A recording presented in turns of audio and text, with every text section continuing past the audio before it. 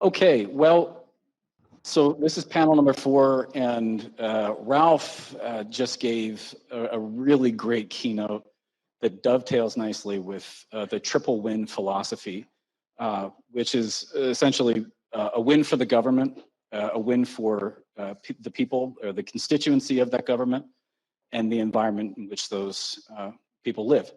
And so when I was first constructing this panel and again, having it dovetail into a seminar, I wanted to make sure that we accounted for proper return to the environment and the people as well as the government. So before we begin, I do want all of the panelists to introduce themselves. So I would like to start with those folks who are dialing in. Gaya, would you like to introduce yourself to the audience and those online? Yeah, of course. My name is Gaya Herrington. I work in the Sustainability Research Institute at Schneider Electric, where I work on things that don't have to necessarily be commercially viable. So I'm basically a researcher at a private company.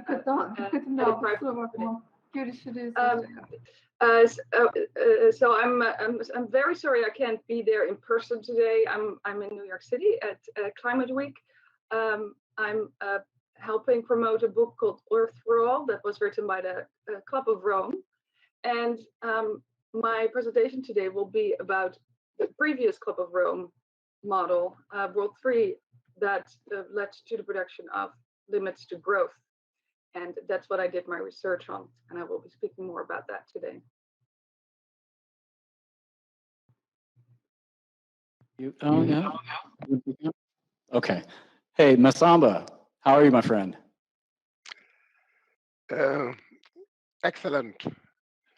Hi, Adam. Hi to all the panelists. Good morning, good afternoon, good evening to all those that are following this interaction. My name is Massamba Thioye. I'm leading the as project executive, the UN Climate Change Global Innovation Hub.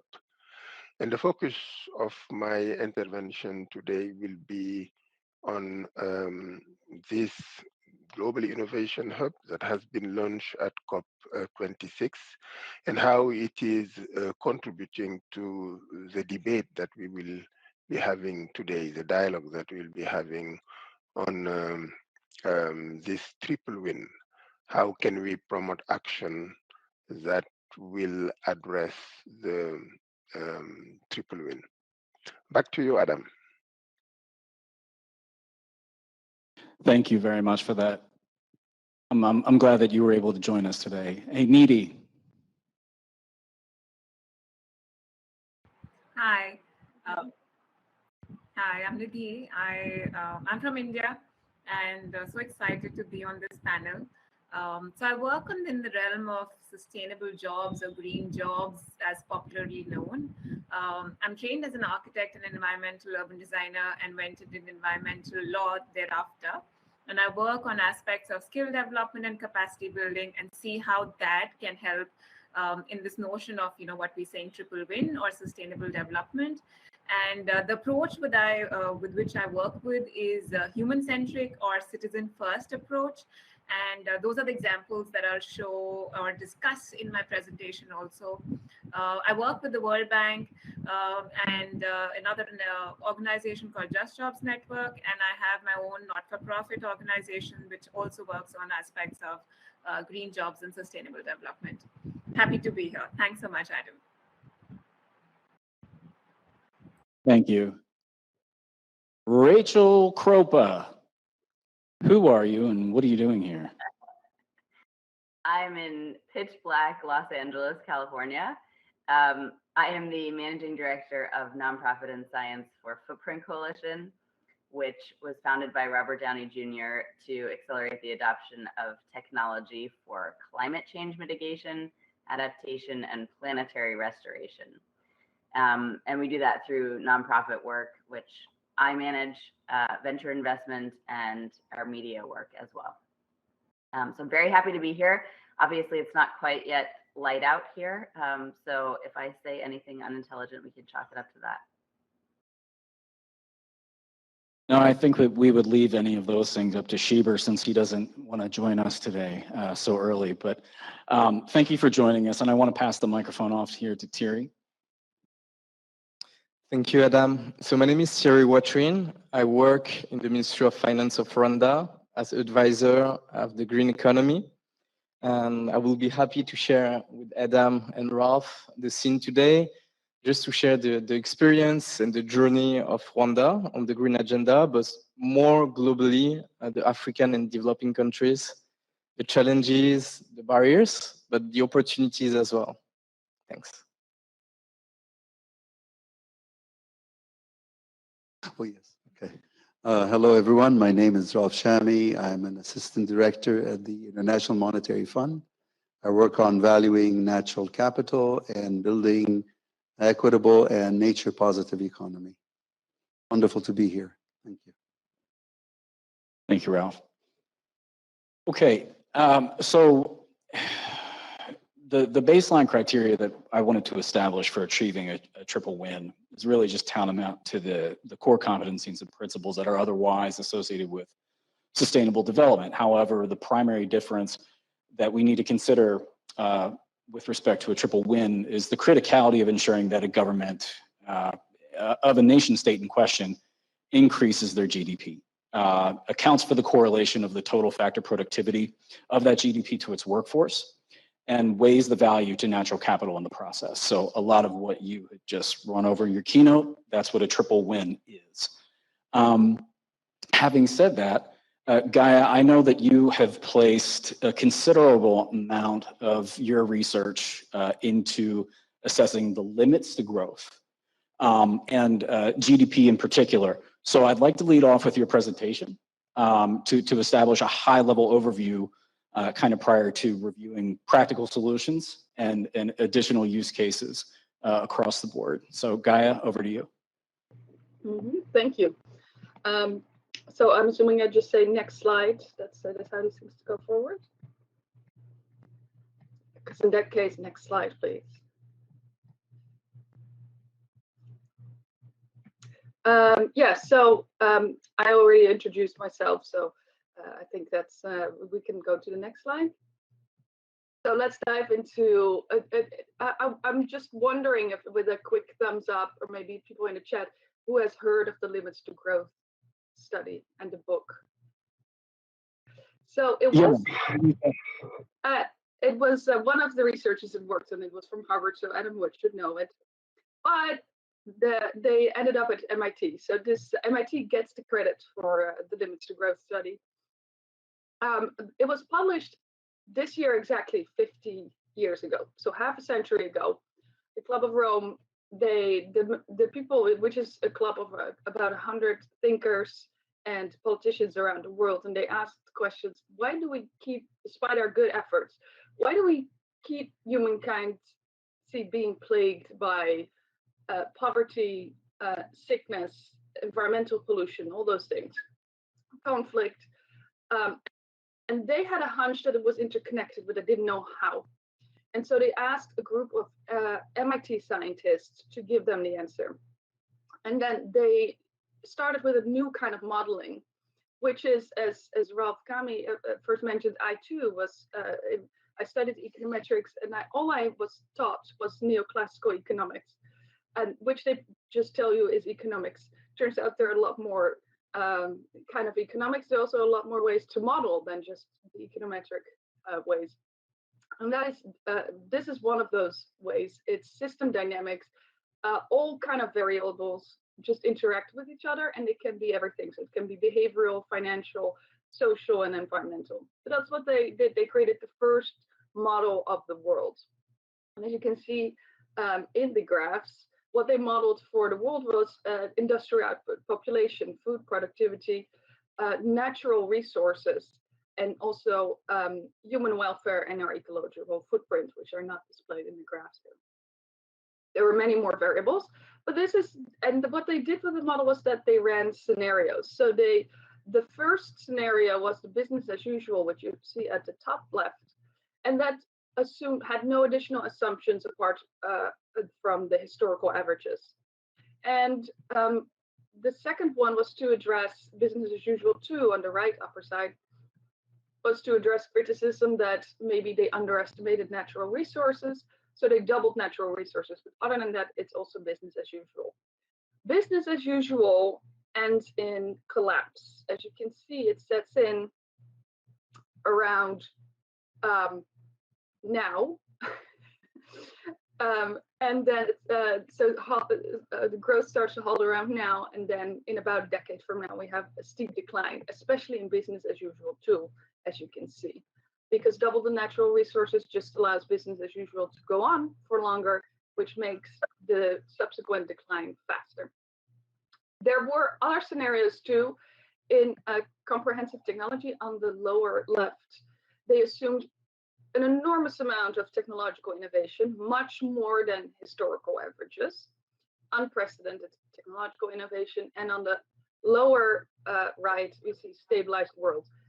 That is the only scenario in which declines in human welfare are avoided, but there are a lot of assumptions on top of historical averages. In this scenario, humanity in general decides to shift its focus away from industrial production towards basically what I would say meeting human needs, which is represented by access to education and healthcare in the model. So this was done 5 decades ago. And then I thought, can we go to the next slide, please? How have we done given the unappealing prospect of collapse? How we're doing? So I conducted an empirical data update. I collected data from for these variables. Some of them were proxies, of course, for industrial output, let's say, or pollution. Some of them were just the population, of course, are readily available data. And that was published 2 years ago, almost, in the Journal of Industrial Ecology. And then a few months later, it was picked up by a lot of media outlets and kind of went viral that summer, which was surprising to me because it just shows how the limits to growth study was actually very accurate, but almost completely forgotten. And that's subsequently I was asked to write a book, which is about to be published. That's the cover that you see there. Next slide, please. So what did I did and what did I find? What I did is, like I said, I took empirical data and I plotted it against the different kind of scenarios for several key variables. And this is the one for the birth rate. I typically display this one because it gives a good impression of the overall results of the study. The empirical data is the purple dashed line. And this is typically, I would say, what represents the output of the study, which is a fairly close alignment to the scenarios in general, but most closely aligning with business as usual too and comprehensive technology. It was farthest away from stabilized worlds. Next slide, please. And so what I concluded from that, this is the human welfare variable, arguably the one we would be most interested in. And this, as you can see, it would indicate that we are at peak human welfare, globally speaking, right now. And that we can either choose to maintain it, or we might go down a lot. And that was my conclusion. We are furthest away from stabilized world, which is arguably, well, obviously the best scenario. But we are not that far removed yet that we can make a deliberate change to align ourselves more with the stabilized world scenario. But we are living in a now or never time to do that. And what we do this next decade will determine the welfare of humankind at the end of this century. And it could be a major difference. And so I've been thinking some more, and that's what's more was in the book, about what that actually means. Right? What would it mean for humanity to make this drastic change and align itself with stabilized world? Meaning, what would it mean that we say we choose our own limits, basically? That's ultimately the core of my research, of the findings, that either we will choose our own limits or we have a limit forced upon us. In the business as usual 2 scenario, that would be from pollution, which would of course include greenhouse gases. So basically what we're seeing is the climate change scenario in business as usual too. That's what we're heading towards. But we can still choose to move away from that, but it would have to be, I think, a paradigm shift. We will not get there by just getting a little bit greener each day. ESG finance alone is not going to cut it. We have to really decide what we truly value in our society and shape our society around meeting human needs within planetary boundaries. That to me is ultimately what the stabilized world scenario stands for. What kind of society shifts resources away from industrial output towards pollution abatement and universal access to healthcare and a proper education? That's a society that has different values than what we have today. Next slide, please. And so that's that's what I've been working on since my research went viral, on what does it actually mean to align ourselves to stabilized world. For that, we would have to let go of the goal of growth. That's one of the key findings. It's not a very mature goal. It's not a good goal. It's also not necessary, as we see that, especially in I would say that it's very different when you are still in developed economies. Growth will definitely increase your well-being there. But what we see in the richer nations, in the richer countries, growth really hasn't made us happier. In fact, it has made us unhappier because it has mostly seems to have increased inequalities. And a recent Gallup poll that came out just a month ago shows that we're at a peak global unhappiness, a record since they started asking people how happy or unhappy are you. It's because after a certain point, more stuff doesn't make you happier. A lack of community, a lack of connection makes you unhappier, and that's what's happening. And so that's what I would want to leave you with. Next slide, please. That ultimately, my hope is that we're going to move towards a system where we understand, as Ralph Chami said earlier too, that ultimately the biggest value of nature is in the fact is inherent. She is priceless, and that's exactly why she has value. And I do recognize that given the current economic system, we have to put a price, we have to put financial terms on it as well. But I would hope that we never forget that that is ultimately not a price, because when you have a price, as long as something with even a higher price comes along, it's still worth sacrificing, and that's never the case. Thank you.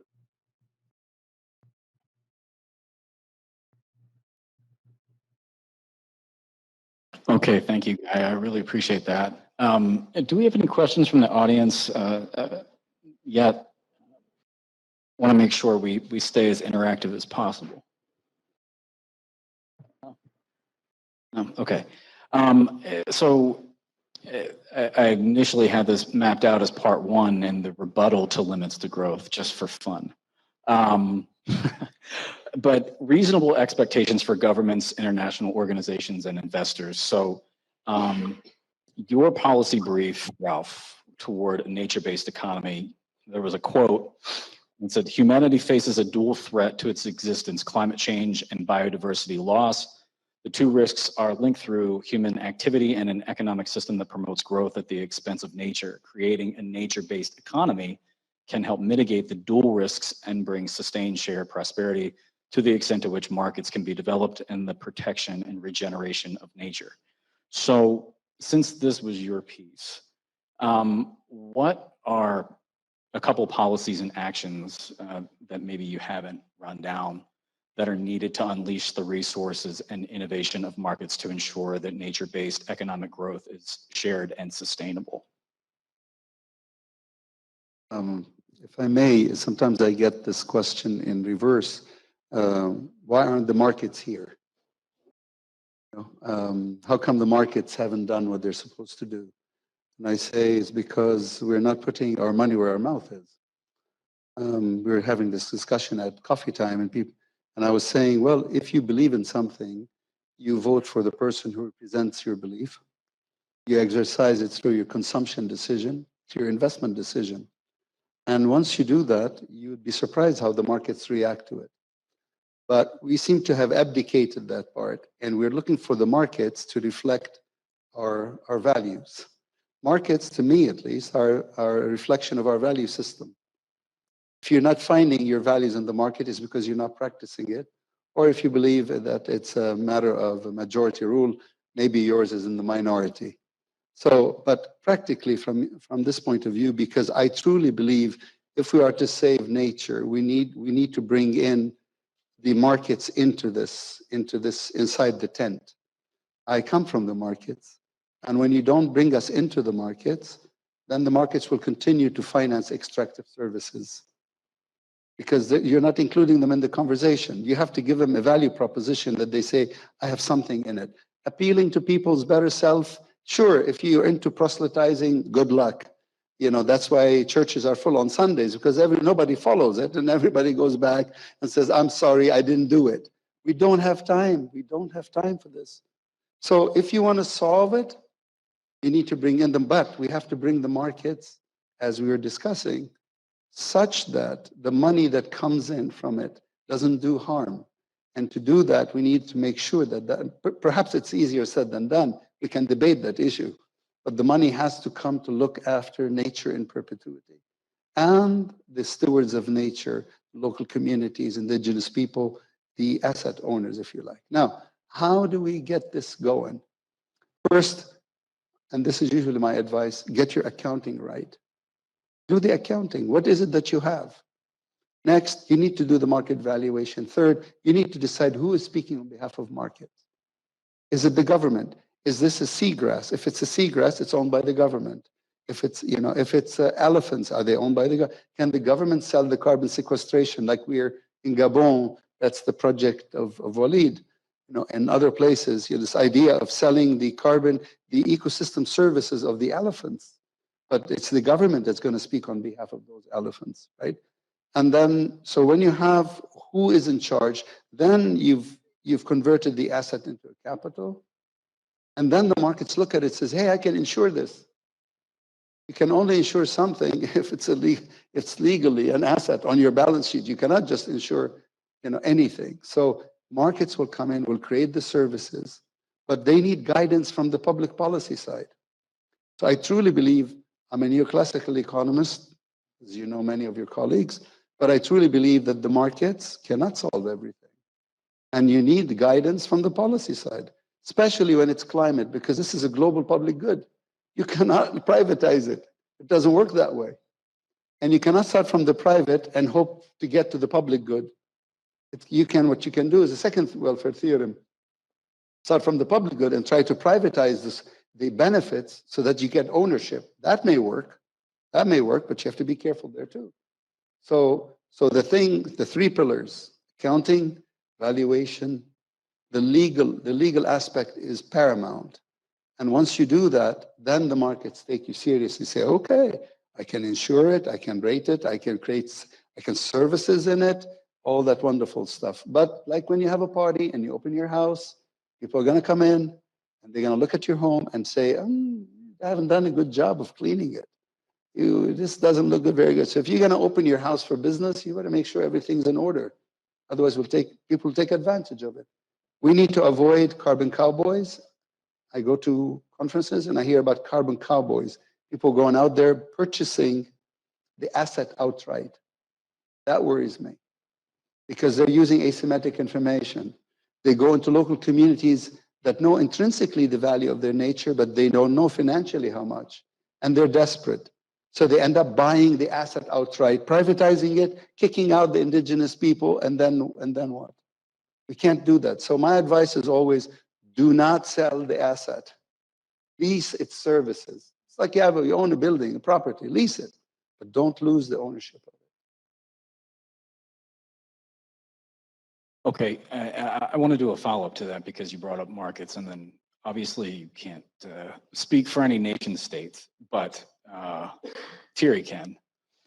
So this is a two-part, so one for you and then on to Thierry.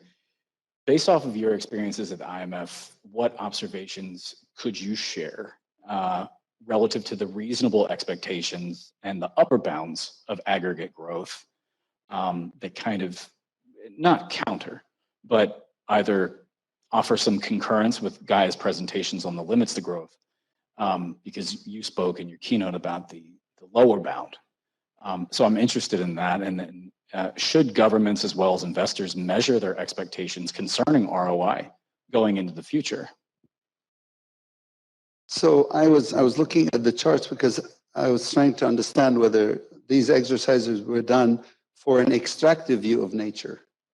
I'm talking about a regenerative view of nature, meaning if I tell you today, what is the value of a tree? What is the price of a tree? For any one of you in the audience, most likely what you're thinking is I cut down the tree, sell it as timber. That's not what I'm talking about. I'm talking about what is the price of a living and thriving tree. I ask you, what is the price of a fish? First thing you think is, oh, I was at the restaurant yesterday, we had a salmon.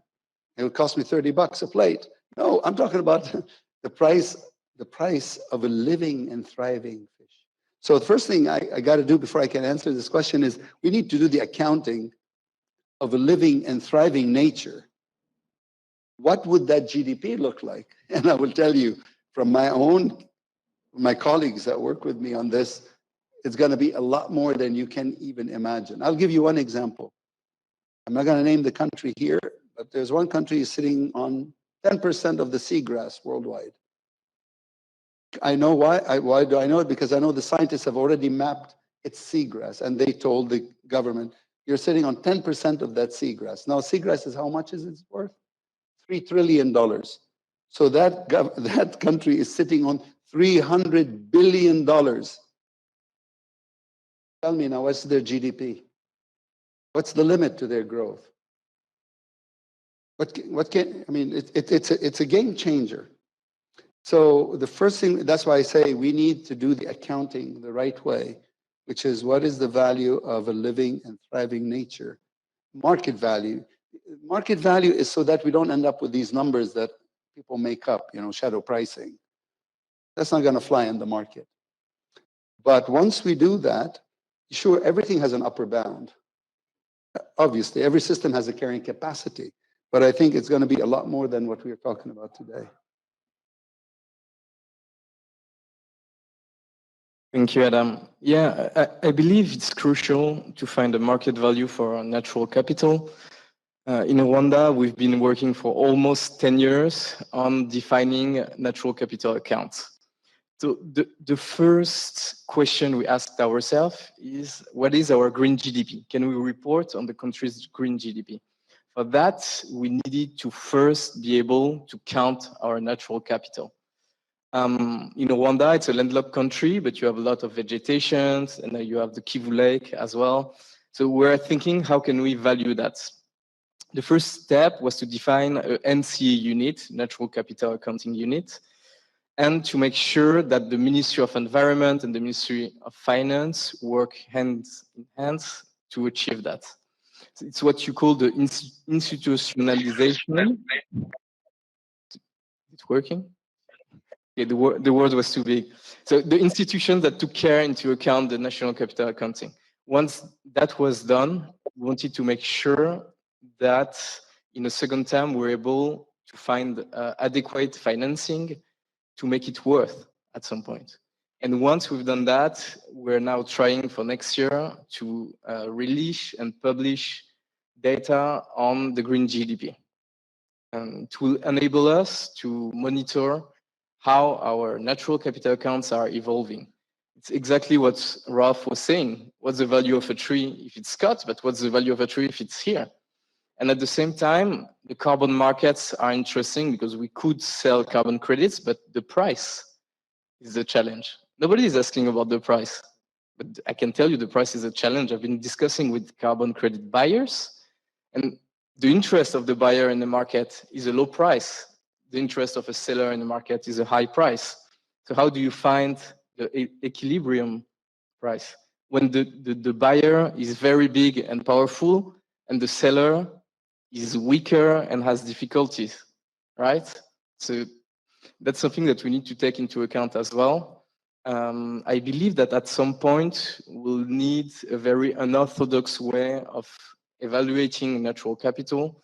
I think we're all here neoclassical economists, and we need to ask ourselves how neoclassic economics has led us to where we are now. The 1.5 degree Paris target is in danger. So if we don't break the codes and the paradigm, we'll never achieve that. So yeah, that's my point.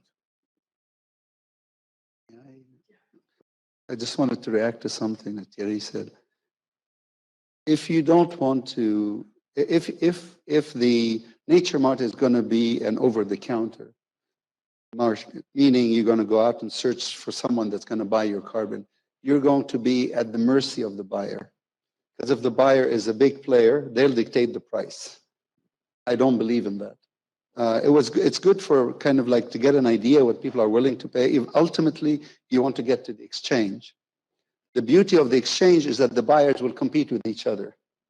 They'll compete among each other, and you get to watch as a seller. So we need to get to the exchange. But to get to the exchange, we need to also get some things done. For example, we need that every exchange has its own metric. How, what are the rules of the game to end up on the exchange? But the exchange itself will guarantee the transparency, the sort of the auditing part of the accounts. But once you get it on the exchange, you'll get the price discovery, and then no matter how big or how small the players are, they'll compete with each other. That's ultimately what every country, that would be my advice. That's why there's issue of, you hear this a lot in nature markets, we can't scale up. Can't scale up. Of course, you're not going to scale up when you tell me every project is unique. If every project is unique, by definition, you cannot scale up.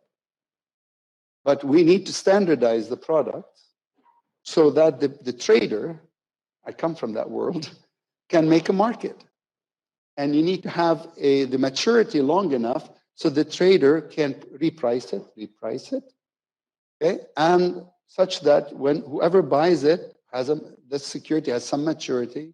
When that maturity concludes, either that person would have traded it up, and then you get the benefit, you reprice all of your assets at the new price. But we need to get an exchange. Cannot continue with this. I mean, every market, nascent market, yes, is OTC originally, but eventually we need to get to an exchange. Bahamas, for example, are just starting their blue carbon exchange. It's amazing. I mean, my understanding is they're going to start around the beginning of next year. That's a welcome for all the Caribbean and maybe also Africa can benefit from something. Yep. Yeah, let's go. What's the question? Oh, for sure. Rona, please unmute yourself. The court will hear you. Oh God, nothing, a bit scary. Hi, Rona Morel from the UK. Been following this all morning. Just something that I'm battling with is understanding the concept of kind of degrowth and how we approach that for markets, because no company, or certainly many CEOs that I know or politicians would ever go there. How do we approach that in line with valuing natural capital and our over-reliance on consumption? Thank you. Yeah, thank you for that question. It's so interesting that this is, I think, how much we're accustomed to focusing on growth. And because as soon as when I say we need to let go of the goal of growth as our ultimate pursuit, people hear degrowth. But I never say that. I am not against growth. I just don't think it should be the ultimate pursuit. If we value in delivering value to nature, to humans, if that requires growth, that's fine. If we see growth, but I don't think we should be chasing growth at the cost of nature and human well-being. So I'm a growth. And that's still a hard sell, so I will give you that. But I think it's, yeah, I just think that's how deeply ingrained that pursuit of growth is. So I want to support Gaya's point. Let's give a kind of a concrete example. People always say when we price the service of nature, oh, you're putting price on nature. I'm not putting a price on nature. You're putting a price on nature. Zero. The current price of a living nature is zero. And if you want to prove, right now, as we are speaking, pick the most protected marine area in the world. Pick it. Right now, if a ship hits a whale, a beautiful blue whale, let's make it even more tragic. She's pregnant and skewers her on the bow of that ship and sails into the harbor of any country. What is the penalty, you think? Zero. So effectively, the price that this current regime, this current paradigm assigns to a living and thriving nature is zero. What we're doing here is we're saying, no, a living system, its value is at least not zero. Now, why is that important? Going to Gaya's, I fully agree. It's not about degrowth. It's about understanding when you want to grow subject to the constraint of what it costs you to grow. When you put in that constraint, the cost of each factor, when you come to nature, you put a zero. So therefore, you can abuse nature with impunity. Whereas what you should be doing, as we all do with our programming, right, is we come to that cost equation and you put rental rate on capital, the wages you have to pay, plus the rate at which you value a living and thriving nature. And suddenly your decision to grow is mitigated by your impact on nature. Basically what you're saying, you're looking at the marginal cost and marginal benefit of whatever action you take. If you want to be more philosophical, it's about bringing nature into the core. Nature will be present, you bring a chair and you put nature on it. Nature is speaking for itself. When you give it a price of zero, you can kill nature with impunity because it has no voice. In a market system, we were all trained as value. Price comes from value. Remember free disposal, right? Unfortunately now, value comes from price. If you have no price, you have no value. So we need to price for nature to become visible. Otherwise, it's all talk. And appealing to people's better nature, I mean, yeah, how much time do we have? People, I always get that, why not? I say, you want to proselytize? Go for it. The synagogues and the mosques and the churches are full of people who haven't followed the rules. And that's why they're there, and we don't have time. Titanic is sinking. We need to fix. Can we gut the system? We don't have time to gut the system. My mom was a professor. She used to say, don't choose nothing over something. And don't let the perfect be the enemy of the good. We have several questions from the audience here and online, yeah? And we have one question also from, another question, I guess. Massamba would like to join the discussion. Of course. Please. No, thank you so much. I think the point that is currently in the debate is a very important one. But I don't think that this is just about whether we should support growth or not. I think this is a little bit more deep. The main question is, what is it that we are focusing on? Is it that we are looking for a way to maintain the system for wealth production that will be at the center of whatever we are doing? Or is it that we are putting at the center people and the planet? I think this is really the main question. So the problem that we are facing currently is the fact that everything that we are doing is serving the maintenance of the system for wealth production. So even if you take innovation, which is the focus of our activity as a global innovation hub, the purpose of innovating is to keep the same product and the same value chain as the one that are currently existing. And innovation is only used for incremental change. And so, for example, it's more about how do we reduce the carbon footprint of existing product. how do we reduce the carbon footprint of existing value chain? But nobody will ask the question whether the existing value chain fit in a 1.5-degree world. And this is actually the right question. So it's why the presentation that was made by Gaya is extremely important. We need a change of perspective. It's not just about incremental change, it's more deep than that. And this is why the approach that we are taking at the Global Innovation Hub, instead of focusing on innovation that will incrementally improve what we are doing currently, we are looking for more transformative innovation that will allow to satisfy the core human need, but to do it differently, to do it while providing flourishing life to 10 billion people by 2050. We do not want anybody to be left behind. We would like to have the core human needs satisfied for the 10 billion people on Earth by 2050. And then we want this to be done while being aligned with the 1.5-degree goal, while increasing biodiversity, and while contributing to land regeneration. This is a completely different perspective, and I can give some concrete example to illustrate what is the difference. For example, if you currently ask the question how we could decarbonize the transport sector, one of the ideas that come into mind is we need to replace combustion car with electric vehicle.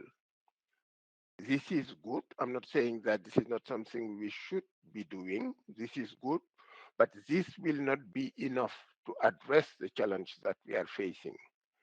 Electric vehicle definitely is better than combustion car, but less vehicle is much better than electric vehicle.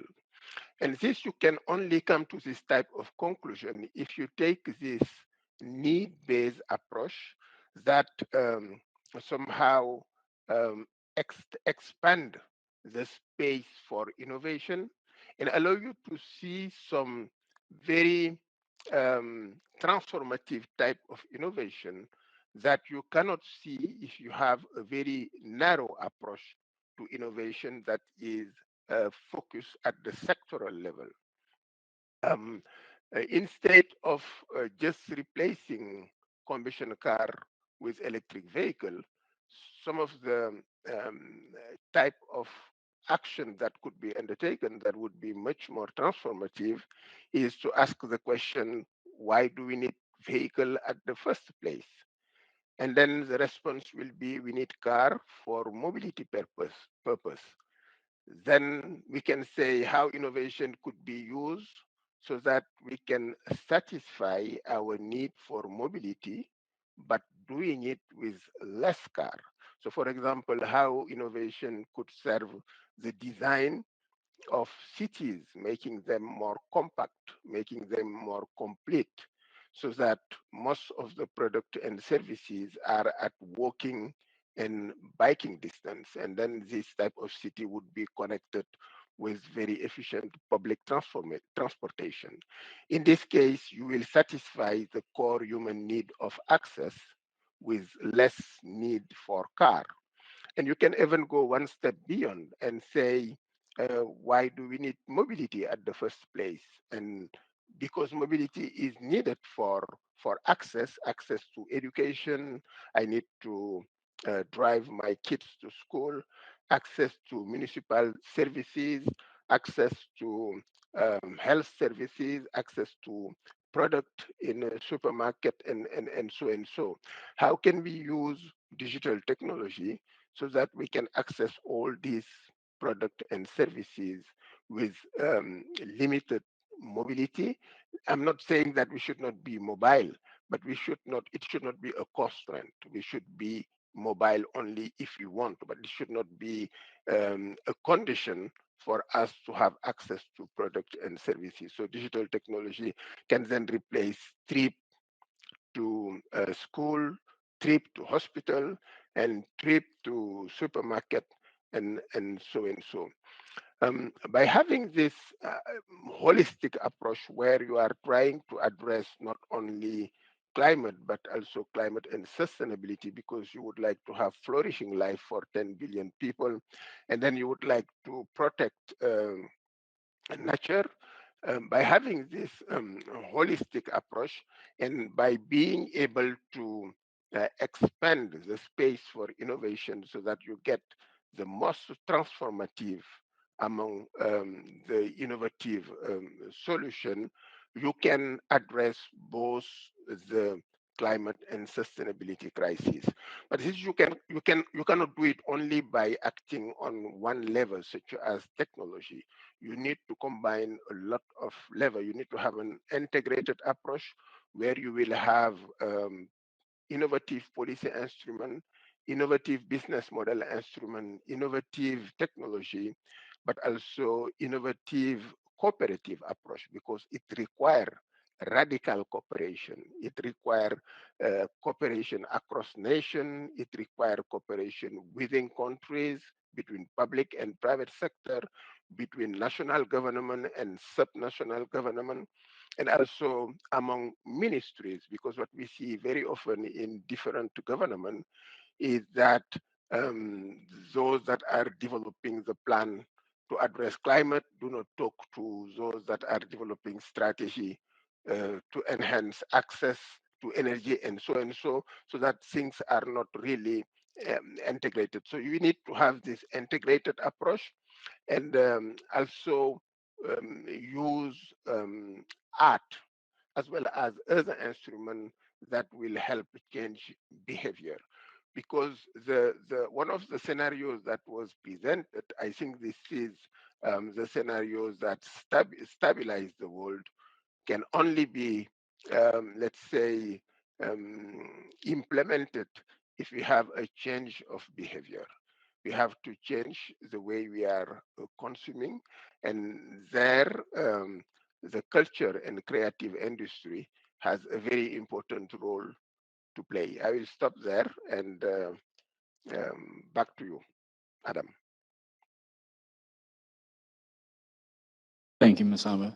We still have questions from the audience after that? 3, 4, 3. Hello, yep. So my name is Justin Vute. I'm from the University of Geneva. My question to the panel, first of all, thank you very much for this very interesting panel. My question is, how do you see China's contributions to this triple win? How do I see China's contribution to the triple win relative to emissions, or relative to different technologies that they are scaling, sustainable technologies that they may be scaling? In the sense that, you know, this is all very interesting, Africa, North America, Europe, but to me, the elephant in this room is China, which we're not talking about.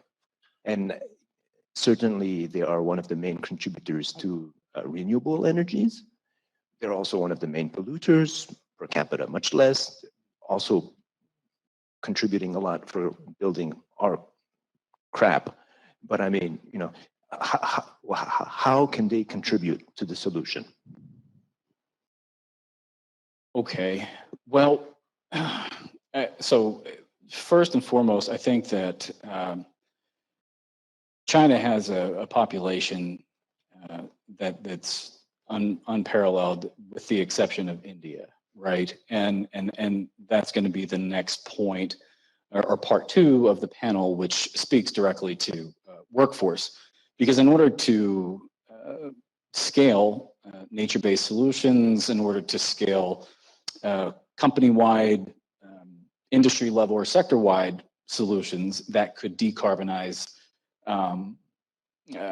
sectors such as the healthcare industry through the deployment of digital health services, it's going to be one of those situations wherein China is willing to come to the table to negotiate, whether it's bilateral or multilateral investment treaties, to actually be bound to the obligation under international law and recognize that law, then there's a conversation to be had. I think that toggling off of whether you're utilizing renewable energy for one part of the year and you're using coal for another part of the year, you're going to need a countervailing mechanism or incentive to thoughtfully engage with the Chinese government. So that would be off the top of my head. That's one of the things that we could be doing. We probably should be doing. I think that the willingness, and it's a really great question because it's a tough question. The willingness of the Chinese government to work with like the Global Center on Adaptation is a decent sign that there is some willingness there. The question is to what extent, right? I'll pause for that right now. Yeah, I can add to that a little bit. I was on a broadcast yesterday, and I was asked, "Do you think that we will get here if we get the market right?" And I said flat out no, because we need the market to get it better, but we will not get here without strong government action. We need strong governments, and in many cases, a lot stronger than they have been. We need proper leadership in government. The Club of Rome also says this in their new book, Earth for All. We need a strong state. That's not a dictator state. Strong and dictatorship are, in my view, are the opposites. Not the same thing. A really strong state gets its strength by the trust that it gets from its citizens. But China in that way is very interesting and of course always unique. But in some ways, like I say in my presentation, we need very decisive and very quick and drastic changes. The way that China is governed in some ways is better set up for that, because they don't always have the democratic process. They can make very quick changes. So I don't know if China is necessarily an elephant in the room in that sense. It's unique, but it also has some unique advantages. And I always think it's important in this context to point out that the ecological footprint per capita is much higher in the West than in China. They have the biggest footprint because they're a very populous country, like India. But per capita, Australians, Americans are way more wasteful than the Chinese. So I think that's always good to keep that in mind as well.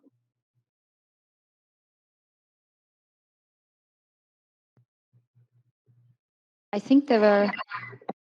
If I can add to this point,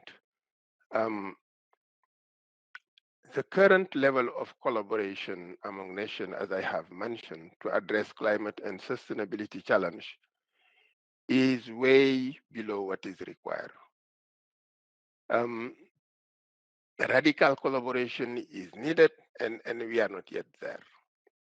So nations need to learn to work together to build the trust and contribute in achieving the vision of peace, security, and human dignity of the United Nations. So exclusion is not a solution. If this is what was referred to, should collaboration with China take place or not? Yes, it has to take place. We cannot afford to exclude any country from the conversation. And I think the challenge of climate and sustainability should provide an opportunity actually to talk together and exchange. Any opportunity to collaborate need to be seized. This is through collaboration that we can value the contribution of others and build an environment of trust. The radical collaboration I'm referring to which is required for the achievement of the SDGs and the climate goal, require a very high level of trust.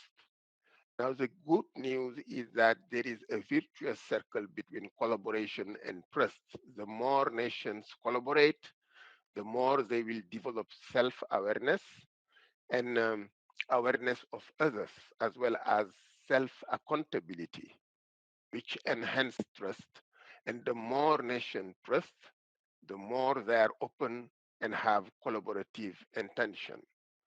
So the response to the climate and sustainability crisis should be done in a way that it promotes collaboration and trust building. Back to you, Adam. Thank you. I think there were more questions from the audience, but then we also probably move back to. Yeah, for sure. Let's take. Okay, so who was next? Let's take the three questions that we had the hands raised. I saw. Yeah, thanks. Ivo Mulder from UNEP. Question for Ralph and Thierry. Also fully agree with the lady online asking basically for more government action. And as you were saying, Ralph, price is derived from value, and at the moment the value is often zero for natural capital.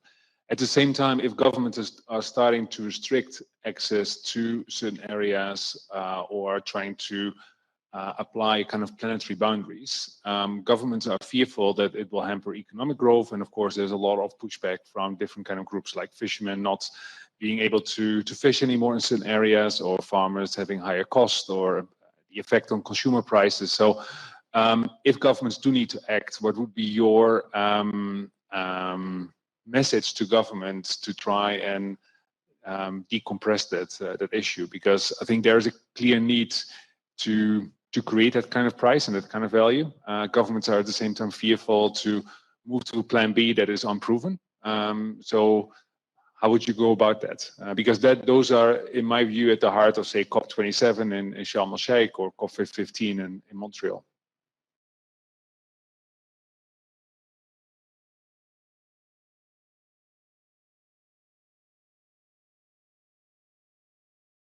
Yes, thank you for the question. It's a really interesting one, actually, and challenging one about the governments and the green agenda. So what you need to know first about the government actions is that most of the governments in Africa, including Rwanda, updated their nationally determined contribution quite recently. Rwanda was the first one to do it in May 2020. And we committed to minus 38 GHG emission by 2030 from 2020. It's quite bold, but we've done it. And the requirement for financing is 11 billion. So it's more than the size of our own GDP, the classical way. But we believe that it needs to be done, and you need to lead by example at some point. You have other countries like Egypt, who's hosting COP27, the African COP this year. They emitted a green bond last year, which was quite difficult as well, because if you look at the green taxonomy of green bonds, it's quite impressive when you're able to do it. And less than 3% of African countries have been able to access this market. So about governance, I think you should lead by example. I think a lot of countries have this sense of how to evaluate natural capital. Some are front runners, like Rwanda. We are in advance in terms of green GDP, of NDCs. And the other one are looking at the same time, and they will follow, and they will learn as well from us, the developing country and Africa. So I believe that as well on the side of the developed countries, the countries from the north, not discriminating between China or India or the US, how can we help all together those developing countries which have the carbon sinks? Some are carbon negative. Rwanda is carbon negative, by the way. And how do we help them to transition to a non-carbon intensive economy when we engage, for example, to deliver 100 billion per year from developed to developing country at COP15, Paris Agreement. On adaptation, it was 25 billion. We only have 250 million. So, as well, that's another question that we need to ask ourselves about the balance and how developed countries can help developing countries in their way of growing as a sustainable economies.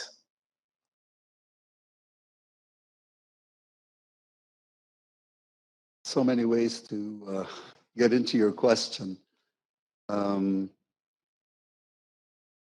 First of all, in any change, you're going to have to always deal with the current generation. Some people will be affected and you may have to compensate them. So let me give you an example. The elephants in Gabon, you talk to Minister and Professor Lee White will tell you that a lot of farmers complain that these elephants traipse onto their farms. But on the other side of it, those farmers are doing subsistence level farming. So if I were to come in and say to the farmer, you're going to either make $5 a month or $80 a month from that living elephant. So now I look at $5 a month, I may get a good season or a bad season, or that elephant, the carbon sequestration value of that elephant can sustain me $80 a month in perpetuity. So part of it is basically getting a good accounting of what is it that you have. Now, not every time nature will win, maybe sometimes, because you don't want to give the impression that the steady state is a good equilibrium steady state. I don't think, first of all, we are in steady state. We're in a transition where nature is losing very quickly. So we are not talking about good times and then we're coming with this proposition saying, what if we were to value nature? We're looking at a system that is, if you leave it to its own devices, the baseline, there'll be no nature left. Every indication that we have is that nature is not doing well, and biodiversity, and you heard that. You heard Minister Lee White himself tell you that if, for example, if we don't compensate Africa for looking after their forests, what people don't understand, there's an alternative use for the forest, which is cut it down and sell it as timber, or mine it and destroy nature in it. So so the pricing of a living and thriving nature is a counter argument to the prevailing extractive prism through which we see nature.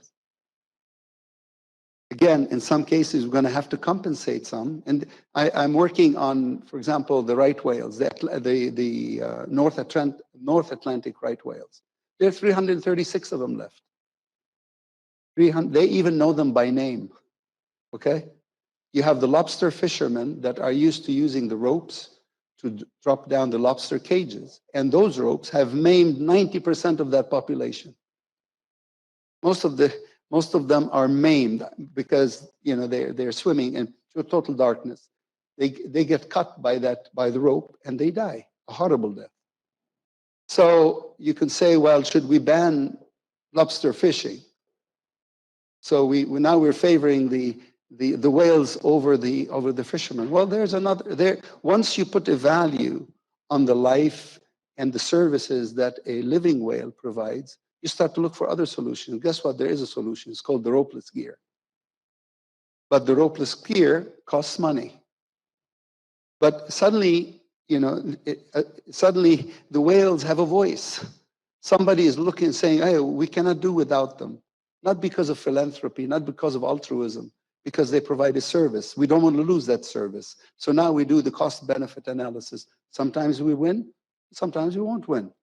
I'll give you another example. I'm not going to name the country. I was at a country where they were referring to mangroves as swamps. And what the developers were doing, they go to the government and say, that's a swamp. So why don't you let me dredge it? And they were going ahead, dredging everything they could find and building hotels and marinas on it. To the point that nature itself is at risk in that country. Now you come along and you say, that swamp, leave it alone. It's worth to you just from selling the carbon credits, and pretty soon you'll sell other kinds of biodiversity credits and so forth, is worth about $1 billion.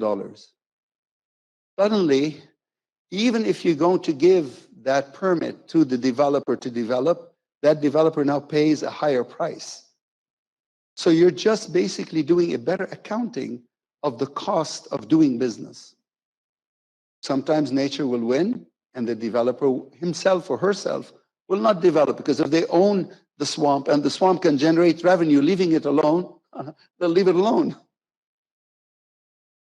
So we need a better accounting. Now, the issue that Thierry raises is very important. We need to have one price for carbon. We cannot have in Europe the price of carbon $100 per ton, and in Africa they get $10. Why? Carbon is carbon. Because if we do that, we all know the history of arbitraging, right? Companies will locate to where it's the least costly for them to run the extractive services, privatizing the gain and socializing the cost. But the cost is a global bad. We can't have that. We don't have time for that. So ultimately, what we really need is to harmonize. We need to have law of one price. A unit of carbon, a ton of carbon is a ton of carbon. Should be, if it's 100, if it's 100 for everybody. Africa gets the claim, well, your governance is not so great, there's transparency issues, so you're not gonna get the $100. Okay, now we have technology that can do all of that. If it's transparency, let's put it on the blockchain. What are you worried about? You want to know where your investment is going? The blockchain will tell you who's getting what, when, who's contracting with whom. If it's a matter of time consistency, worried about subsequent governments not honoring the words or the commitments of the previous one, let's enter it into a trust fund. We've done that with oil funds. Why don't we do that with nature funds? And put it under very tight control. The balance goes to the government, no matter what it is. That's the balance sheet, because it's a stock concept. But the flow is what matters, and the flow is under lock and key. So now you get the governance, you get the equity towards nature and towards people. So we have solutions. Again, nature may not win all the time, but we need it to win at least once. Do we have something? Because at the rate we're going, we have nothing. We just have talk. I think that's maybe it from the room, and I give back to you, Adam, and to Nidhi and Rachel, maybe. Okay, yeah. What to dovetail, in order to scale some of these nature-based solutions, as well as some of the services that we've been talking about, we're going to need a competent workforce in order to do that. And it's one of the things that I dedicated an abundance of my research to. And I know that Nidhi has a presentation.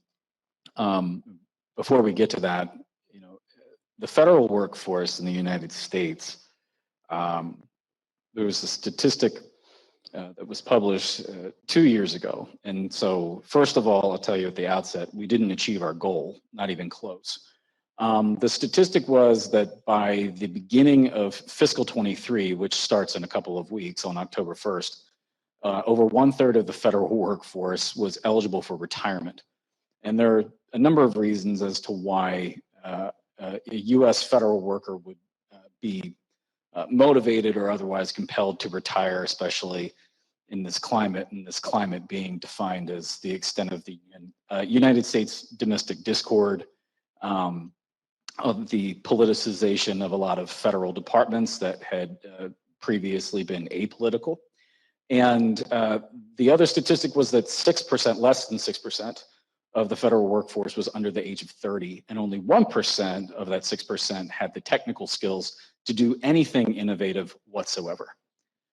So, if you are going to lead a mass mobilization of nature-based solutions, climate solutions that actually work and deliver a good business case to a government, to an investor, you're going to need people, and planetary health is human health. And if you don't have a healthy population, you're not going to have a healthy planet. So with that, I wanted to double click on Nidhi, so that Nidhi, where is she? so that Nidhi can present her use cases for India. Sure. Thanks so much, Adam. Could we have my presentation on the screen? That'll be helpful. Great. So I've loved the discussion before, and I think we just had a masterclass on this issue of valuing natural capital. So the approach that I want to speak about, and this starts with the definition of triple win. So, the way Adam spoke in the beginning, people, government, or environment. And in India, there is a term called Samaj, Sarkar, and Bazaar, which means society, government, and market. And which is what Ralph was saying, that you need the market in the picture. So how we perceive the triple win is look at the government, society, and the market all together. And you could, even put it as the community or the policy or the donor. So these are just three different definitions of how triple win can be. And if you go to the next slide, I just want to share that I juggle with all of these three. So could we go to the next slide, please? So as I mentioned, so I work in World Bank, which is really a donor organization working to see how we can influence the policy environment and the programs at large. I have my own not-for-profit organization, which is called Sehreeti, which means collaborative practices, which works bottom up, working from the grassroots and ensuring that the community can actually have the government and the market be more accountable. So all these aspects that we are talking about, that who is answerable, how do you even make them accountable, comes if the community is on board. And if that's not the case, there's no one looking at the market or the government. Who knows what their interests are, right? And of course, I work at a policy research organization where we explain or try work with the government to guide their policies also. So it's not always that the government has interest of the environment in place. So what I want to say is that it's a constant negotiation, and sometimes one player may play a greater role, trying to influence, but our aim is the same, so be it sustainable development or natural capital, and you have to approach it from three different avenues or stakeholders. You could go next.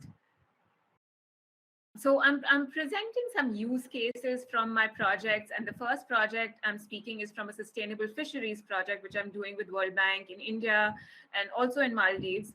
And I love that many of the examples were from the fisheries sector in the previous discussions. Now, in India, fisheries is one of the important GDP contributor. The government wants it even to be strengthened more. In respect to how the fisheries is, it is largely informal. Only shrimp, which is an export market and a very huge market for India, is what really follows international standards of sustainable practices. But largely all other fisheries is informal. We have far too much fishery. We have lots of subsidies which are given for diesel boats, etc. So it's a completely open access fisheries in that sense, and that is what we are trying to work with the government to change. But the government focus is, of course, to increase fisheries production.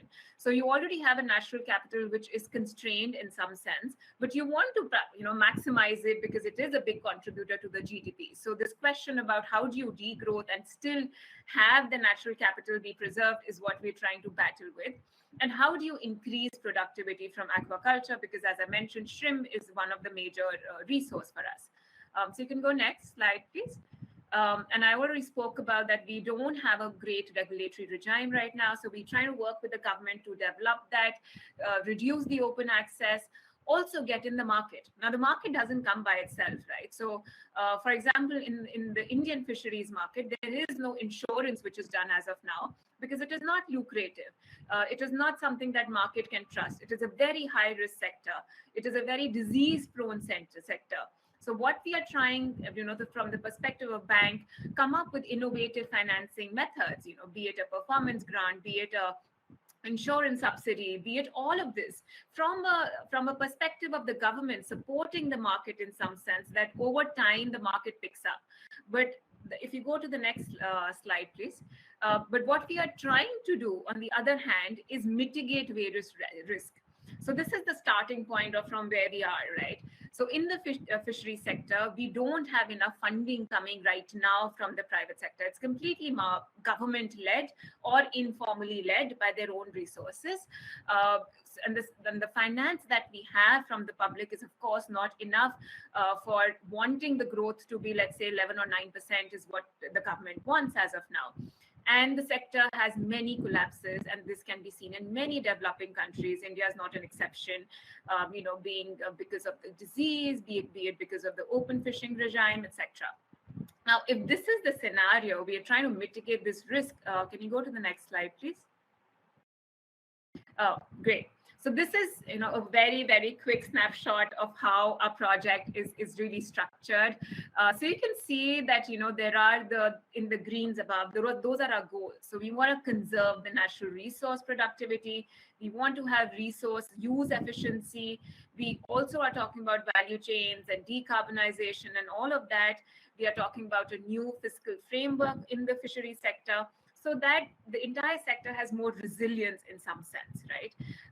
For that, we're doing multiple steps. So you're working at the policy level, trying to have a new act in place, trying to have more regulations in place, which enforces, let's say, insurance to be mandated for a farm which is above 4 hectares, or a new zoning area. So you have to work at a very integrated way in all of this. And like I mentioned, there are new financing instruments. So we are trying performance grants and insurance as two tools, which would try and influence sustainable practices in the fisheries to come in. We've done innovation challenges also around it. Having said that, what I'm trying to stress is also on the fact that this won't happen if we don't have adequate skills and jobs coming. So even if we may say that, we are supporting new enterprises through our grants, if the people don't know what is a sustainable way of approaching fisheries, that won't happen. Right, so it's all of those axes which comes together, and it is there where my work comes in, is that what are the skills which are necessary, what are the green jobs which can be generated, what are the green entrepreneurship channels which can be generated, which then can be supported through the government policy, through the instruments of a market-based economy. And market wouldn't come immediately; it will come over time once the interest comes in. But like you rightly were saying, that you have to put that value before. Market is going to put a zero value to it, but the government's role is to assign a certain value, and the community's role is to hold market and the government both accountable. And that is where capacity building of the community comes in. And I think that needs to be really stressed upon. We can go next. So that was like a big, that's a very big India level project that we're doing, and a similar approach we're doing in Maldives. Now I'm touching another use case for another project that I'm working on, which is on rural water management or ensuring rural water security. India is still, largely rural. We are very stressed. It is one of the highest consumers of the groundwater right now. There's this whole debate about, or there's the agenda this year is to make groundwater visible. We are going reverse. So we are losing our traditional water management practices. We have a lot of focus on water supply, especially piped water supply to be given to every household. And this is all coming from sucking up the groundwater. There is no other resource that we have, and we're not even daunted by it. We don't think it's ground zero for us till now. So that's the scenario that we have. Now, positioning this, if you can go next, one of the works that we are doing is that can we see water management through a jobs perspective? Now, traditionally in our villages, water was managed by the community, because there were no instruments of water supply. So they would have this innovative and indigenous methods of managing water, largely surface water, harvesting rainwater, and all sorts of things. Now, like I mentioned, those traditional practices are gone. Everybody largely wants a working tap in their home. Now, that is the case. They are blind to water management. For them, water management is just water supply. So what happens, right? So the government has the large onus of water management. And because India is a large country, we don't have a very good governance mechanism. Large amount of focus or onus is given on community organizations to somehow voluntarily manage water in villages. which doesn't happen. I mean, why would anybody waste their 2 hours in a day thinking of managing water for good of whom, really, you know, with no security, no interest. So the idea here that we try to work is, and many of the programs and policies speak of community and frontline workers who would somehow manage water in villages, but do not talk about payment to them, do not talk about remuneration to them. So what we are really working on is there a way of looking at jobs in the water sector? Can we project that out? And can we develop, let's say, a skilling framework for it, make the necessary competency standards, and develop this water cadre, which can be, you know, the frontline workers. So if you go next, one of the, yeah, so we have made a model of recognizing those jobs, be it, you know, they could be really technical water jobs, they could be supporting water jobs, there are administrative roles which needs to be done. Now, all of them have different nature of jobs, you know, what kind of remuneration, working days, etc., etc. So that's one of the approach where we're saying that, you know, yes, community has a role, we agree, but community will not come on board till the time there is a certain amount of security, a certain amount of a productive green job in the process which gets generated. You could go next. And this is what, you know, we're saying that, okay, we'll recognize these frontline workers, they'll be adequately trained, there'll be a register of them, and they would be able to contribute to rural water management in India. Go next. So we're working with the ministry in pushing this idea, and has been taken up pretty well, and then new competency standards which are coming up. You can go to the next slide. Okay, the last use case is something that we are working on forest, and this is like a peri-urban forest. It's actually a sacred grove, and in India, forests are a very debated concept. There is no technical definition of forest, unfortunately, that we still have. You know, ecological areas like grasslands are not recognized. We very easily call them wastelands. The picture behind is actually of this forest that I'm talking about, which is called Mangar Bani, which is a sacred grove in one of the oldest ranges in the world, the Aravalli range, which is now completely occupied or led by the real estate lobby, and not just the real estate, but even the government. So it's not always that the government and market, are different poles. They're a lot of times together. So in this case, where they are together, what we are trying to do is work with the community. So can we have, environmental stewardship really as a concept and capacitate the community to ask the right questions from the government and the market? So I'll just show you some pictures. You can go to the next slide. So what we're really doing is working with the children and the youth. It's a village where we're working. It's a peri-urban village, near Delhi and another city close to Delhi. And we're working with the children there.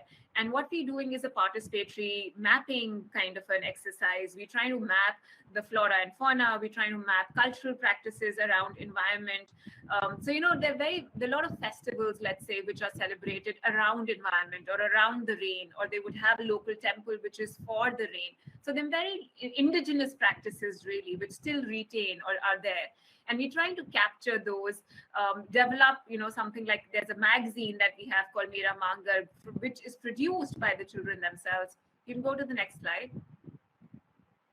And, we're doing tools like mind maps, and there is this migratory bird, which is called Indian Pitta, which comes in this sacred grove in a certain time of the year. And, there are a lot of birders which come there, and, there's a lot of photographers which go there. And we're trying to give that understanding to the locals, and especially to the children, so they are able to, let's say, protect this environment and, fight against the lobbies which are really coming in.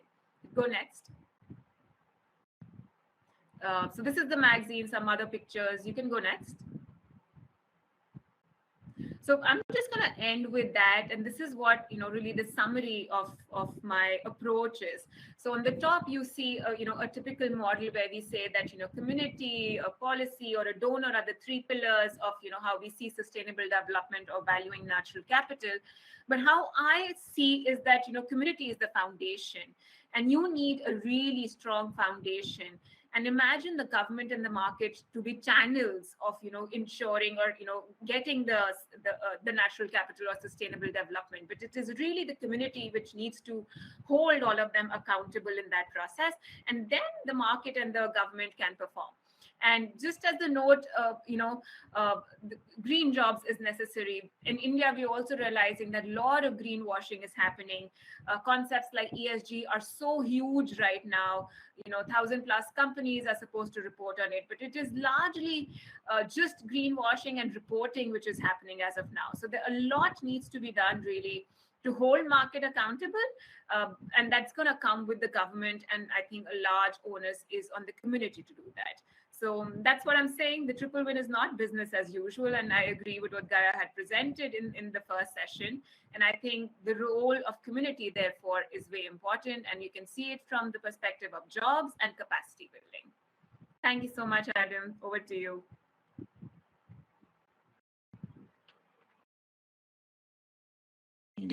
Okay, there we are. We're back.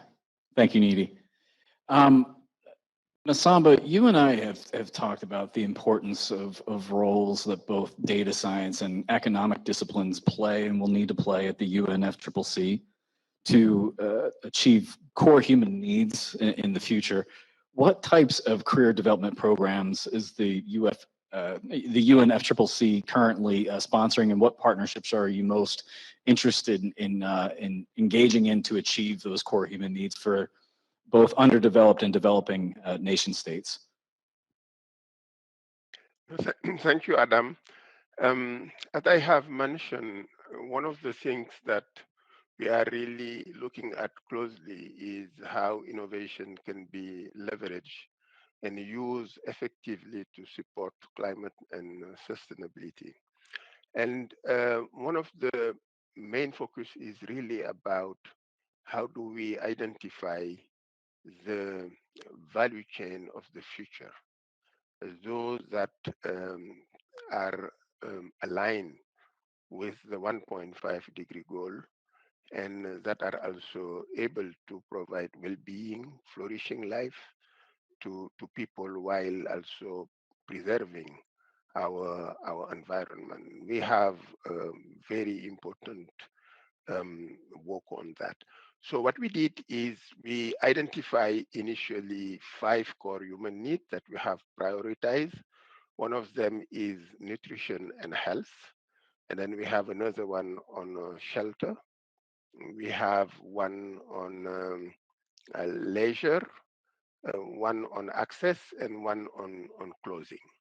And for each of these core human needs, we have applied this approach of expanded innovation space to be able to identify the value chain of the future and how innovation can support their development and their deployment at scale.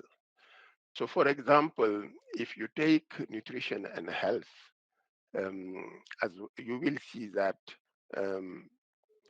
green hydrogen value chain is a very important one because of the relation with green ammonia and the role it will play for the satisfaction of the core human need of nutrition and health for 10 billion people in 2050. But at the same time, green hydrogen is supporting the achievement of the objective of related to all the other core human needs. This is why green hydrogen is actually a very important value chain that we are working on. So what we are trying to do, we are trying to form a network of networks. There are several initiatives out there related to green hydrogen, but the problem is they are not talking to each other. So what we want is the UN Climate Change Global Innovation Hub to be, let's say, the bridge between all these different networks, those that are at the supply side, as well as those that are at the demand side. We know that very often the problem that we are facing with the use of innovation to support the development of this new value chain is the classical problem of a vicious circle. Those that are at the supply side of the green hydrogen value chain will hesitate to invest because they will say, we do not know whether we'll have the demand in front. So I don't want to invest too much at the supply side because I'm not sure I will have the demand. And the same for those that are operating at the demand side. If you ask them to invest at the demand side, they will say, okay, I'm eager to invest, but I'm not sure that the supply will follow. So it's why having broad movement where people at the supply side, at the demand side, as well as the enabling entities will intervene is something very important. Another value chain that we have identified very important for the core human need of shelter is bamboo, for example. You know, if you take sectoral approach, you will focus on how do you reduce the carbon footprint of cement, but you will not challenge cement as a product itself. But if you go back to the core human need and shelter, and you explore alternative possibility of satisfying this core human need, this is where you can see solutions such as bamboo popping up. It's a very promising solution, but definitely the value chain is still underdeveloped. And what we are trying to explore is how innovative policy instrument, innovative technology, innovative financial instrument, as well as innovative cooperative approach integrated together can help the development and upscale deployment of bamboo as a material for the satisfaction of the core human need of shelter. And then related to nutrition and health, we are also exploring how we can support the development of two important value chains, which are bean and millet. These two products are providing a lot of nutrients that are extremely important to satisfy the core human need of nutrition and health for 10 billion people. And at the same time, they contribute in enhancing biodiversity and in land regeneration, which is something very important. So at COP27, we will have a pavilion there, and for 11 days, we will run sessions. So we will have more than 80 sessions. And on the 15th of November, we'll have the energy day, for example, and for us the focus will be on green hydrogen. We'll have also one day dedicated to nutrition and health, where we will explore with all relevant stakeholders what are the innovative solutions for the further development of this value chain of bean and millet. So I will stop there, and if there are some questions, I will further. Maybe just to add one aspect related to what was discussed before, this issue of the intervention of government and why it is needed. So it is needed for two reasons. One is that when we are talking about protecting the environment, focusing on people and planet, the starting point should always be what is needed, not what is perceived as possible or what is perceived as viable or what is desirable. And generally, this is not what is happening. When people are setting target and objectives, they start always with what they perceive as possible or what they consider will be desirable for their population or what they consider will be viable. What we are promoting is really to start from what is needed, because otherwise you will have a solution that is maybe a nice solution, but irrelevant because it does not address what needs to be done. So we need to start with what is needed. And of course, you may have gap between what is needed and what is currently possible. And this is this gap between the two, what I call a creative tension. This is this creative tension between what is needed and what is perceived as currently possible that can lead to innovative technology solution. And the gap between what is needed and what is perceived as currently desirable is what will promote the development of innovative policy instruments. The same for what is needed and the gap between what is needed and what is perceived as viable. We need to come up, it can promote the development of very innovative business model. I would like to conclude by saying that market is very important, but we need to be mindful that market is not the panacea. It can solve a lot of issues, but it should not be considered as the unique policy instrument that need to be deployed. So it has to be combined with other policy instruments, and in many situations, it has to go hand in hand with regulation as well as some other instrument. This is very important, particularly when it comes to natural capital, because natural capital provide a lot of, actually this is not the natural capital asset that should be priced, but what can be priced is really the ecosystem services, the benefits of the ecosystem services that are delivered to people.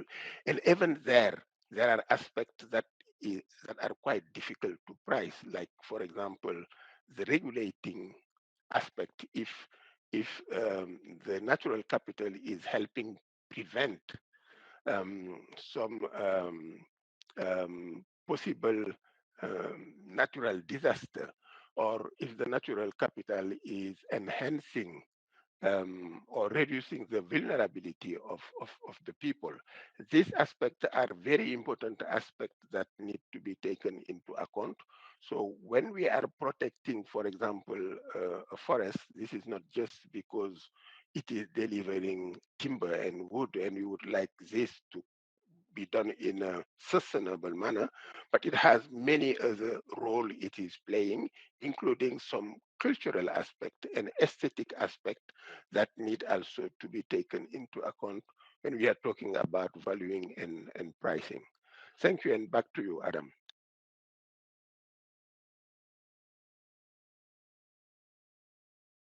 Okay. Do we have any questions from the audience right now?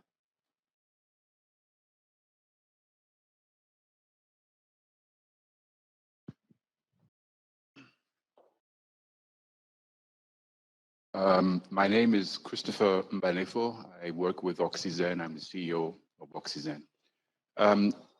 There's an interesting point that we may also want to raise, and that is we're talking about regulation. We're talking about recognizing the actual value of nature and how do we tie it up. And, you know, the market has a very interesting role, provided that the actual cost is reflected in the products and services, which unfortunately the global economic system does not reflect that. I'll give an example. We look at gold. To extract 5 grams of gold in South Africa, you have to move and treat 1 ton of earth. 1,000 kilos to extract 5 grams of gold. Now, what happens is that the extractive industry runs away with the 5 grams of gold, sell it on the global market at a price of what, $1,700 an ounce, and they run off and declare a profit, and investors put money into the system. Now, if you were to ask them, why don't you treat that 1 ton of earth that you've contaminated with cyanide, mercury, etc., return it back to its original state and factor that into your cost analysis? You find out probably that gold is not a profitable business to be in until the price of gold achieves a price of maybe $2,500 an ounce. And because we are not reflecting that cost, we're literally getting away with murder. The same thing applies to the solution of electrical vehicles.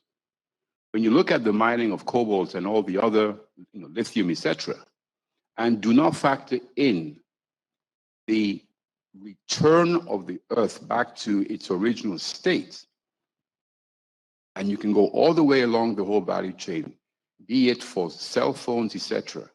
In other words, if we have to pay $1,500, $2,000 for a new iPhone, then maybe I will use my existing Samsung for another year and a half. And that is the automatic correcting mechanism, which is missing right now. And there was a question that was raised about China, where people are pointing fingers at China.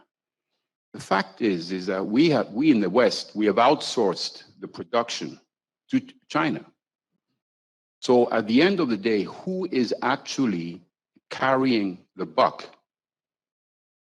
Who is actually responsible for the carbon footprint? Is it the Chinese sitting in the industrial sector of the planet? No, it is the clients at the end. So if we have a way of tracking the environmental impact, the carbon footprint, etc., and have it to circularize the economy to return the earth back to its original state, at which point the carbon footprint that was created in China, the beneficiary of that is the consumer. But the consumer hasn't paid for that, has not accounted for that cost. And that is a key element missing in the global economic system, which I hope we can address sooner than later, because time is running out. Yeah, and I think we can all appreciate that sentiment. It's one of those things where it's difficult sometimes in our society to have a multivariate discussion. We like to take things and collapse them down into single causes so that we can try to understand them a bit better. And we can put a price on what you're talking about in the mining sector. We could put a price. We could do a life cycle impact assessment, and conduct an EIO, an economic input output assessment, and figure out what the cost to those companies and ultimately what would be passed down to consumers would be, what that price would be.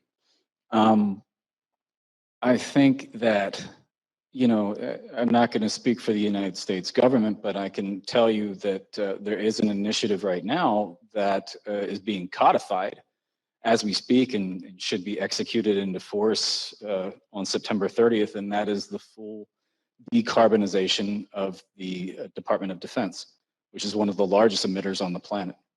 I personally worked on that agreement. There's real money behind it. And I think the Department of Defense recognizes that they shouldn't be alone in that. There are a lot of federal agencies and other sanctioned departments of government inside the U.S. government that, contribute to those emissions, on a daily basis. And so they've actually joined that agreement as an interagency agreement, and they've expanded the access to both NATO and non-NATO allies. So that they can be a part and we can codify this together. And so, that agreement was in part to decarbonize and reduce that footprint, because it's kind of difficult for us to stand and, as you said, point fingers, right, at one country, at one nation state, and not another. But I do think that we do have the accounting mechanisms, both from the environmental side as well as the economic side, to do the analysis and then establish the appropriate accounting framework for all of those lines of effort in the future. I know we are running short on time. Yeah, I want to pass this off to Ralph and then. Oh, just a quick response, generalizing this. Imagine if we are able to price out correctly the ecosystem services. I want to take you back to the Exxon Valdez spill. Some of us old enough to remember. How was that? What was the cost of cleaning up the mess? How much does it cost to pick up the oil spill? And maybe some beaches that were affected. That's about it. That's about it. Why? Because at that point in time, there was no value for seagrass, salt marsh, or mangroves. Now let's fast forward to today. Imagine a country that is selling the carbon services of its seagrass, and it has signed a multi-billion-dollar contract forward to sell the carbon of its seagrass. Now imagine same oil spill in that area. A complete game changer, because the company that spills now is liable in court because you signed, because there is a market value. That's why market value is important. You've entered into contracts to sell the carbon services of your seagrass, and somebody is depriving you of those earnings. So now you have a legal recourse to take them to court. So the ultimate game of this is not the markets, is the ultimate game is to reflect get close enough, I don't know how close, to the true valuation of nature from an ecosystem services to our society. Thereby, the idea is not to go after the polluting company, is to change their behavior. Because now play that game, keep going through with that game. Now that company that may pollute is going to think twice about it, because think, my goodness, if I were to run this tanker, and this tanker is not of good technology, and I have an oil spill, I'm going to be sued. But that's not the end of the game, because the insurance company that insures the company that owns the tanker is going to say, come here, man. When we insured you, there was no asset in the water worth billions of dollars that you could damage. So either you build better ships, or you have to put some technology on it that avoids. So what it's doing, it's changing the behavior. That's the beauty of sort of working with the market valuation, not in of itself, is to change the behavior of the economic agent for the better. You're basically, all you're doing is you're endogenizing the cost of your actions. That's another way of looking at it, and going beyond nation state and talking about in general what's going to happen. And that's going to be huge for these countries that have been abused and used in terms of polluting their going in there, extracting everything that they have and leaving their nature and their people in disarray. Now you have a legal recourse to it. That's a game changer. Adam, can I build on that? I'll be quick, because in some ways the conversation has sort of come around to my question around accountability. So that was where I was going to go. But I will throw out a distilled, potentially provocative version of my question, which is we've talked a great deal about government, and obviously now we've started to bring in some of the other mechanisms or levers for accountability for the various actors and players in this space. My question is, when we think about the I don't really want to call them just government agencies, because I'm actually thinking more internationally focused, or those that are there to support all of us as we move toward this. What I've heard over the course of the day, and in general, as I've been entering this space over the last couple of years, is we're in a state of extreme crisis. And in some regards, what I'd be curious to hear from any of you is, what organization today, or combination of organizations today, exist to really propel us forward in creating that accountability system? Because it feels like it's still sort of missing, and instead we're sort of moving around it in the construction even of these levers with respect to sort of financial accountability. And I'm just curious if there's anything that exists or should exist from any of your opinions that would be interesting for discussion. corporate social responsibility, CSR, is still relatively new. And because it's relatively new, it's still being, enumerated, iterated, and codified. And so a lot of that, right, begins at the company level. The onus is placed on the company to do the right thing and to be held, whether it's a fiduciary, it has a different responsibilities. We talked about principal agent earlier. And the thing is that, we are living in an increasingly more accountable world.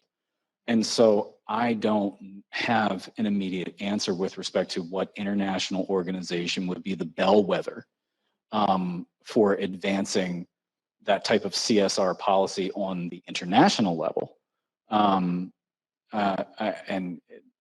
To be quite frank, I can't really speak to the US either. I think that there are steps that are being taken across the board, such as, the current administration in the US with respect to natural capital accounting in their statistics and what they plan to do. I think that that's fantastic. I think that STOA and the ECB have taken fantastic steps forward based off of some of the use cases and what we know. And I'm not going to speak for Thierry, but the evidence suggests, as far as I could tell, that Rwanda is doing all of the right things. And the onus then should be on developed countries to honor their commitments that were made at COP21, which was to commit $25 billion to adaptation, and only $250 million to date has been remitted. The accountability on that needs to be followed up on. And as far as India is concerned, obviously it's a massive economy, country that cares very deeply about the state of play relative to its economy. And I think that India is rife with opportunities, again, provided, as Massamba said earlier, we're open to advanced collaboration and cooperation across the board. And I'll let Thierry speak to maybe some of the accountability mechanisms and valuing of natural capital, national accounting system that they've got, in Rwanda. And Adam, I'll speak after that, after Thierry, if you don't mind. So that's a good question that you're asking. I believe Rwanda has been doing a very good job, but before that, I will make a link with the former question on gold, which I found interesting. What's the right price? The classical economy way of pricing would be that just the cost of production. Actually, it's not the case. We know that. Adam said that corporate and social responsibility is very new. It is. It has tens of years. But when you think about it, for how long have we been exploiting gold? 4, 5 centuries? I'll take the example of Ghana because I'm speaking for not only for Rwanda today, but for Africa. The Republic of Ghana was discovered in the 15th century. At the time, it was called the Gold Coast. The Portuguese were taking care of getting the gold and making it back to Europe. Then it was heard in Europe that there was some gold in this country called the Gold Coast. And not only the Portuguese, but Denmark arrived. Afterwards, the UK arrived. The Dutch arrived.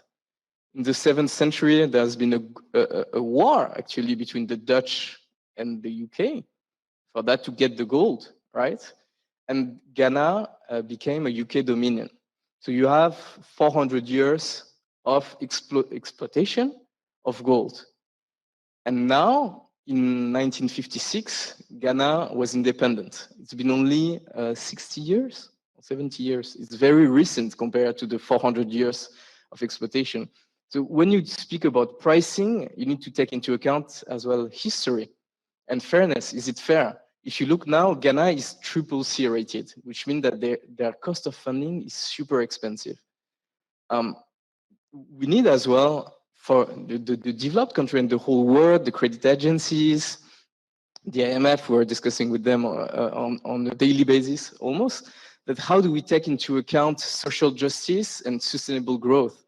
just to conclude, I'm happy because I've been seeing a few young people here. I believe that the next generation, which I consider myself part of, I'm 34, and I believe we have a solution and we want to live in a different world. I've been discussing with the youth for climate at COP26. They will be here at COP27. I believe that we have a different way of seeing things and we want to make things sustainable for ourselves as well. And that's what will differ. And I really hope and believe I would not be here otherwise, that we can change that. So that's my answer for you. I'll also, this is Rachel, if you can hear me. You asked the question, should there be, versus what is really happening. From a market perspective itself, my understanding is insurance companies now are looking at certain lines of businesses that used to be quite lucrative, AAA, and they're seeing that the climate is impacting them. And those lines of business are now looking iffy. So whether the policymakers move or don't move, the market is going to move. Of course, the market can move a number of ways. Insurance companies could say, there's no premium that's going to compensate me for the expected losses, and this line of activity is uninsurable. That would be a tragedy, because that you see certain economic activities disappear. But it's happening and it's coming. And if you talk to the people in the insurance industry, they'll tell you. What does that mean? This means it's going to be a bottom-up approach. The markets themselves are starting to price climate. They're starting to price the loss of nature, loss of biodiversity. It's affecting their bottom line. So they're going to be pushing up the way they know best. Either I raise prices, or it's a stopgap, or I insure this but don't insure that. But ultimately, they are going to be pressuring the policymaker to do something. And you're going to need both. You're going to need the market. Market are going to react. The other thing that we seem to forget is nature is not concerned with the affairs of humans. Nature is a train coming at you at a very fast speed, nonlinear speed. So whether we get our act together or don't get our act together, that's at our own peril. I don't understand why some people think this is kind of a luxury. It's sort of like, oh, I feel like nature is important. No, it doesn't really matter what you think. It's coming at you. I mean, just look at us everywhere, where you're seeing calamities now happening here, there, and everywhere at a much higher speed, with the amplitude much higher. Now, should there be coordination? And my hope is definitely, because if we don't, then we know, I've worked on financial markets for 25 years at the IMF. I have a lot of experiences of companies legally arbitraging the rules to maintain their profits, pocketing the profits and socializing the cost on everybody else. You can't have that happen here. Meaning, if you have country A that has, let's say, valued as natural capital, and country B that hasn't, where do you think the extractive industry is going to go? They're going to go to country B. They're going to destroy the nature of country B, pocket all the profits, and socialize the cost. But what is the cost here? Is a global bad. So we can't have that happen. One way or another, we're going to have to get our act together. We're going to have to harmonize. We're going to have to coordinate. We're going to have to harmonize. And we have to have one price. We cannot have two prices. Because again, arbitrage is going to happen. Legal arbitrage. I'm not talking about breaking the law here. So one way or another, this is going to happen. My hope is that it happens very fast. Because every indication is time is not on our side. Right? I mean, that sand clock outside has run out. That giant one outside. They know something we don't. Okay, I'm going to answer the And I question. want to be able to wrap up today on a positive note. So Rachel, you're on the line right now. You're on the net, and the Footprint Coalition is doing some really interesting work with early scientific research. It's one of the arms of FPC, and also the extent to which media is engaging on this crisis is incredibly important. And clearly, when left to governments, isn't always as awesome as it could be, provided there was some consideration from our dear friends in Los Angeles. So I was wondering if you could first speak to the science engine for early researchers at Footprint, as well as perhaps some of the media engagements or media plans that Footprint has going into the future to excite the next generation of scientists. Sure, of course. And I'll just say, I think the image that will stick with me today is the idea of a ship. You are on mute. We cannot hear you. Oh. We can hear Unmute. You, I appear to be muted. There you are. Now you're good. Okay. Great. So I'll just say, you know, for storytelling purposes, the image that will stick with me today actually is that of running into a blue whale with a ship and no one charging you any fee for doing that. And I think that story is really powerful. It's very visual, and it's a lot of the kind of thing that we strive to do at Footprint Coalition. We have, as I said before, 3 different arms of the organization: the nonprofit, the venture investment, and the media, and they all work together really specifically. My part, of course, is the nonprofit, and the storytelling for us is huge. I work a lot with scientists, and especially folks who are working on getting grant funding in the face of a climate emergency, which those 2 things don't go very well together. One of them works terribly slow, and the other one is, you know, couldn't need to be done faster. So what we're trying to do when there's no time to be wasted is create a fast grants program for environmental scientists, people working on environmental technologies for the planet. And it happens in public as a crowdfunding exercise. So there's a challenge put to researchers in new and burgeoning fields. And those folks receive 50% as like an angel investment from a science lead, 50% of their budget initially, and then fund the rest from the crowd. And that obviously helps a lot with the storytelling. It makes the scientists are required to do storytelling so that they can attract public attention, both from potential funders and from people who may want to write about them in media or may want to provide additional in-kind support. And it also provides transparency, so folks are buying into the process of what we're selling in a way in these categories of science. And it also creates a diversity among the scientists and researchers that usually doesn't exist. I think you'll know, Adam, better than most that, you know, like the NIH, if you're applying to a grant from them in the US, you'll probably get your first one when you're between 43 and 46 years old. And that is not the case for entrepreneurs of companies. They're much younger, usually in the 30, 31 range as a founder.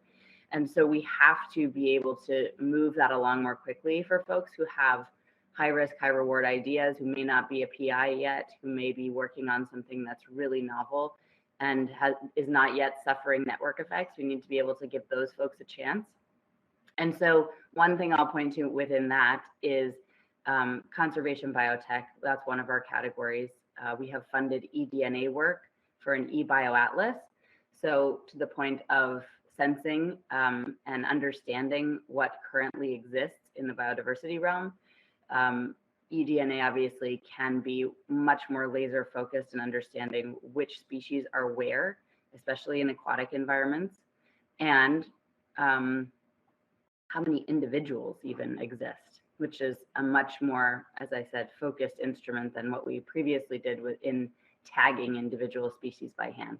So understanding really quickly with that kind of a technological tool how we can measure to manage is a very important aspect of the kinds of work that we do to put, you know, big data, AI to use, understanding the problem at such a scale, trying to figure out how to take its component parts of a system and figure out where we can have leverage is really important to us. And so I'd like to say that for the science engine itself, we'd love to launch a category about natural capital to explicitly answer the question from the audience.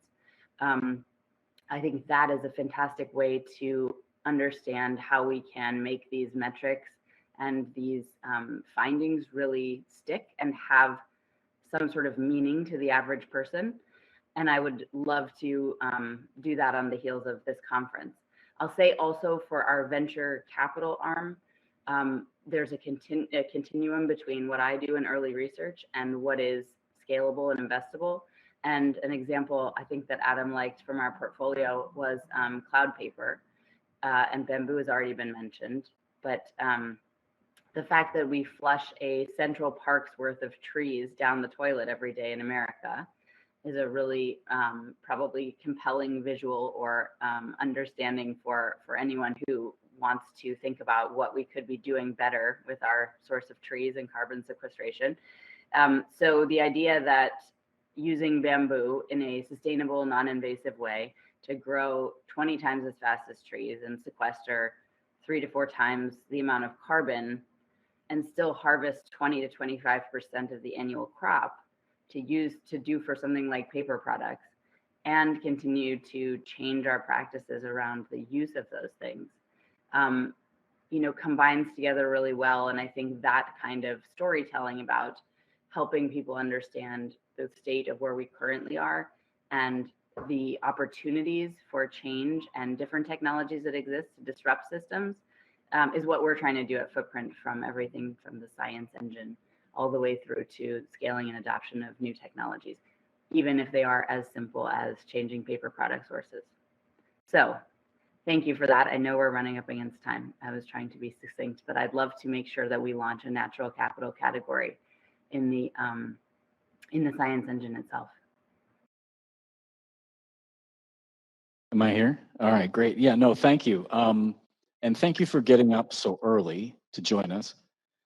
She's not on there anymore. Where is she? It's over there. And Nidhi, thank you for staying up so late. All of you in the audience really appreciate you hanging in there with us. And I'm assuming, based on the time, that there are probably a whole host of questions that we did not get to. So what I definitely want to do is ensure that all of those messages are collated. The unanswered messages are collated so that we can take time on some of our downtime and respond to those questions for people that took the time to tune in. I'll make myself available. I can't speak for anyone else, but I will be happy to do that. Okay, I think that's it for right now, and we'll be moving to our breakout session. The end.